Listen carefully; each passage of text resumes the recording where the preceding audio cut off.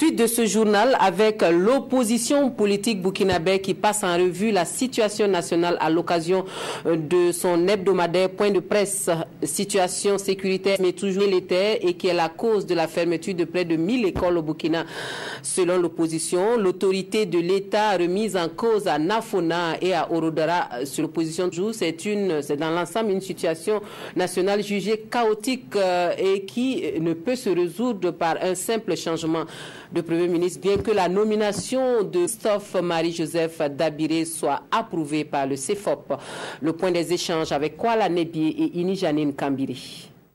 L'opposition politique burkinabé dit avoir appris comme tous les citoyens la démission du Premier ministre Paul Kabatieba et la nomination hier d'un nouveau chef du gouvernement en la personne de Christophe Dabiré. L'opposition n'a pas de jugement à porter sur la personne de M. Dabiré.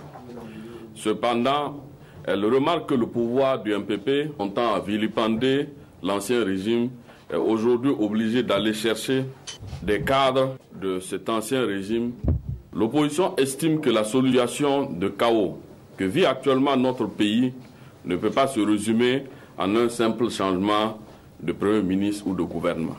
La vérité que nous devons reconnaître, c'est que le véritable problème de Burkina Faso aujourd'hui correspond au manque de leadership. Sur l'aggravation de la crise sécuritaire du pays à Yirgou et Gassiliki, avec plusieurs dizaines de morts, et sur la fermeture de près de 1000 écoles pour raison d'insécurité, le docteur Aristide Wanchen. L'opposition politique exige la lumière et la justice. L'insécurité chronique dans la zone a entraîné une dizaine de milliers de déplacés. L'on demande au gouvernement burkinabé, aux amis du NA et aux personnes de bonne volonté d'être solidaires à l'endroit de nos compatriotes réfugiés internes. Selon Mme Vincent, représentante de l'UNICEF au Faso, environ 1000 écoles sont aujourd'hui fermées et presque 100 000 élèves se retrouvent dans la rue.